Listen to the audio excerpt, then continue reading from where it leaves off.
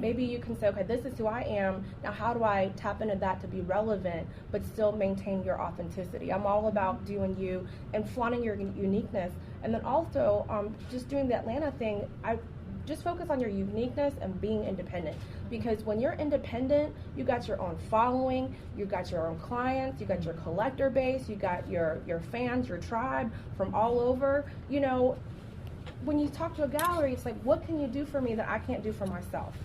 And then that's where you create leverage. You know, you create massive leverage. It's like, well, I got my following, I got my collectors, I got my relationships with XYZ, you know, museum curator. You just go straight to them. I'm all about being direct.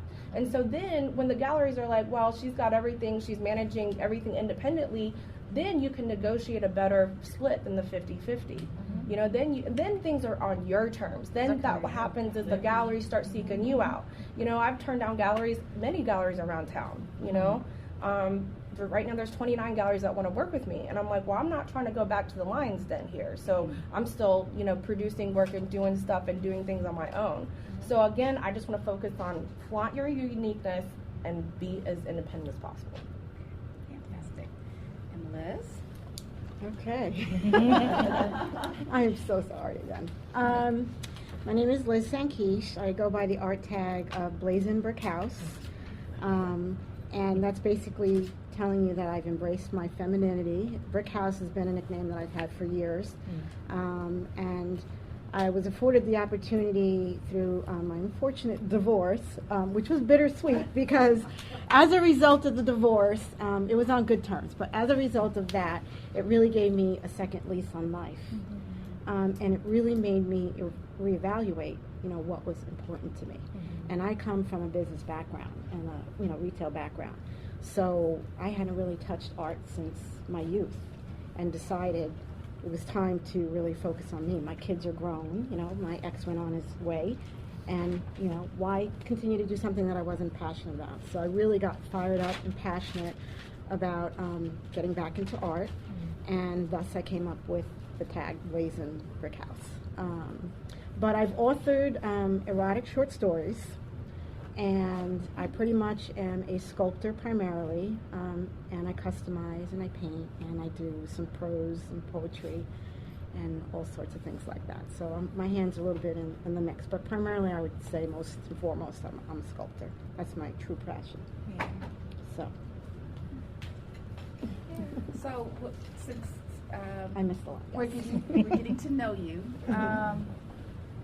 tell us about, okay, so you're sculpting.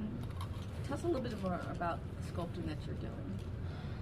The sculpting that I'm doing, it's been 5 years. I had never touched clay. I primarily was, you know, a painter, illustrator when I was younger.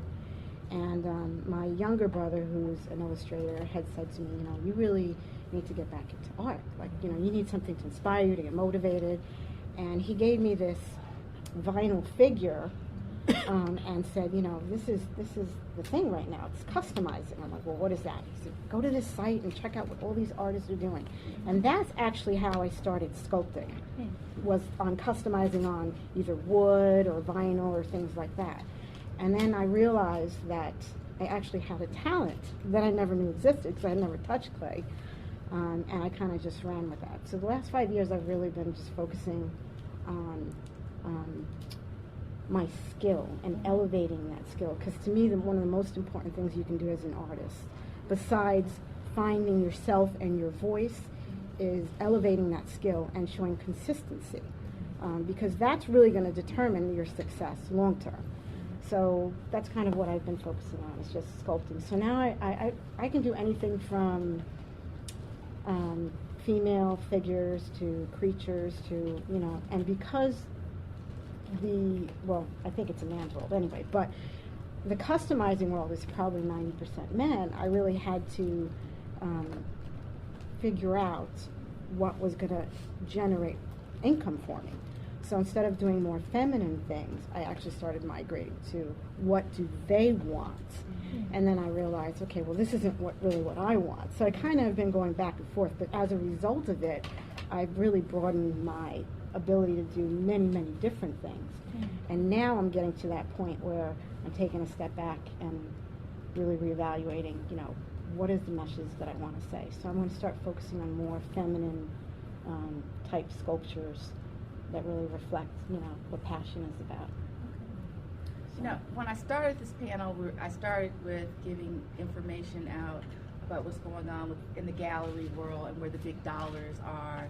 But as you've discovered and we've discussed, is that is one small part of the art world. So let's talk about some other areas. We touched on licensing, we touched on prints. Anyone want to talk about street art? Anyone doing any murals? I can talk about the tech world. Let's talk about it. So while I did train traditionally in animation, and I have an immense respect for fine art, it's not what I do 100% of the time, though it is nice to come home and to get away from the computer. I find that when you're trying to be successful in a computer-based industry, that you should really be on the computer learning more about your industry and knowing more about it than the people around you.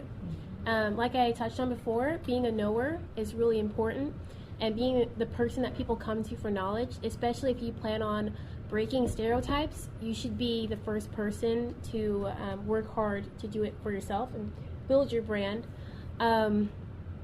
So spending hours on the computer, learning what's hot, what's not, what's new, what's fading out, and then getting your hands on that software, whether it be a trial version, whether you have to go to one of your friends' schools or go to a library or anywhere you can get your hands on it, and being able to test it out and try it so that when the software does come to you and you have that opportunity, you're ready for it. I'm a big believer that any opportunity you want will come to you. You just have to be ready for it. Yeah. You can think of times in your life when you've had opportunities to do tons of things, but you weren't able to do it because you didn't have the skills for it. You weren't ready for it.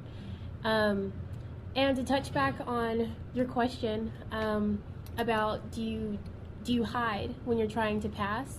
It's something I've certainly considered. I have, don't laugh. I've considered going by like Alex and sending in my work that way, branding myself as a male, and then, surprise, in the background. I've seen other women do it, and it works. It does work. It's what I did to get the place I live in now. I had my white male roommate get my place for me because we went through a lot of housing discrimination. But we did get the place. I needed the place quickly, so I had to just be like, I'm not going to go see the place. But when you don't have to do that, then I would say definitely put your face forward, show that you are who you are, because there are times when I've been at a convention or I've been at a screening and someone comes up to me and goes, I didn't know black women animated. They used to say it bluntly. They have no problem. There's no shame in asking. And I'll be like, you're looking at the black woman. It's just a joke. It's just a joke. There are other women at other studios who are rocking it and doing their thing. There are very few of us, and there are so many reasons for that. It's not like you can just narrow it down and say that's the one reason. But that really fuels me to continue putting my face forward, because you have to associate my face with animation. Because if you don't, the next person who comes for an opportunity in animation might not have the amount of opportunity that they would have had they seen my face. And you think about your association with other careers and with other things in the art industry or just any industry in general. If you associate taking charge and taking initiative with youth, then next time someone who's older comes up, you're going to be like, oh no, I don't want the older person, we want the one who's going to be in charge. So you have to keep putting your face forward so that people will either accept you, or you can lay the foundation for someone else. Think about the people who've laid the foundation for you to be where you are. I think that's common with women, that we are always, we do think of others too. It's part of the equation in what we're doing. Want to help, want to open doors for others as well as ourselves if we're stepping through them. All right, audience, I need you to be engaged. So let's talk about a question that you want to talk about. I have a question. Yes. Basically, when you starting off as an artist, like you say you're coming out of school or something, and I understand you say you don't want to do the gallery role. Do you think it's better for like people to do the gallery role for a little bit so they can understand the atmosphere, or do you think it's just best for you to just go off and be your own brand by yourself? I think you want to definitely do a little bit of both, because the last thing you want to do is like completely outcast yourself and become a Thomas Kincaid. All right, no diss on him, but that's what happens like if you become too independent and you're just like on your own lane, which is fine. I think it's about what you want to define as success for you. For me, happiness is success, and some people are about making a full-time living as an artist is success or whatever. But I really want to emphasize on when you're starting out, and this goes for everybody, you really want to do your own self-promotion, do your own everything, do it yourself in the beginning, because again, we're talking about that leverage. Galleries are going to start looking at you like once your name starts popping up everywhere and okay, your name is like buzzing around people. But once you have that independence, you can, leverage and negotiate better. But when you're starting out, you want to do a little bit both, definitely. You want to go to as many openings as possible, get out there to art world, and just really be real and make friends. I just think if having artist friends and curators, there's so many, skills that we all don't have that we can learn from each other. Like I don't have any graphic skills, so I love graphic designers because they're always teaching me stuff I don't know. And so I definitely think you want to do a balance of both. And I'm not saying that galleries are bad. There are some great gallerists out there. They're very, full of integrity, that does well. Like I love White Space, and it's about those relationships. Like Susan Bridges from White Space, a lot of people in Atlanta have seen me growing up since I was like 18, and now I'm like 35. So they've seen you grow up, and you have to have those great relationships. And so, and that the galleries are all about relationships and stuff, and they are your business partner, so you definitely want to respect them as that, and it has to be mutually beneficial. But I would do a balance of both. It depends on where you are in your career, but if you're starting out, definitely go to the galleries, meet, build those relationships with the gallerists, build those relationships with curators and people in art world. Because here's the thing is that you do have to have your foot in the traditional art world to get traditional art world credibility. You have to tap your foot in there. Now, it depends on how much you want to be in that art world. Sometimes as now, just for artists in general, unfortunately, we do have to, play by the current rules right now. Unless you're Jeff Koons or Damien Hirst, then you're calling your own shots when you get to that level. So I would do both. And I have one more question. Okay, how do you go about pricing your work?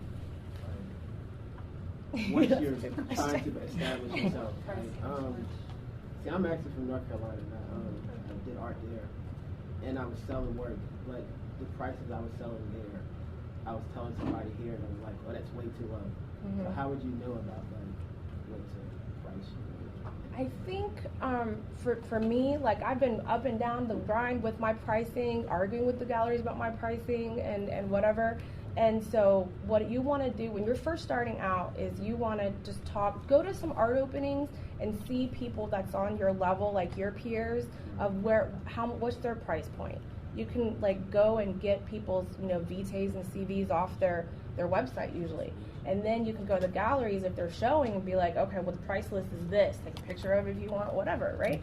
And come back and do some due diligence, do some market research of seeing, okay, these are my peers, this is what's selling at it. Now, if you price your stuff, if you're starting out and you're selling your stuff for like $1 gazillion, that's going to kind of block you. That's not really, kind of got to pay your dues and work your way up to that. But, get a mentor, talk to some people and see, okay, what's my price point? Then, put it out. You got to test the market. You got to push yourself out there to see if people bite. And then, they can say, okay, well, this is too much or too little. And then you have like maybe 25 people that have bought your stuff at this price point. And then you can see, okay, they say if you want, you can do like increase your price point like by 10% a year, or based on, if you're selling too much stuff, then your prices are too low. If you're not selling that much, then your prices might be too high or you're not doing enough marketing. Does that help? Yeah, and one more thing, like, just like the diversity here, like everybody likes to see somebody that looks like them.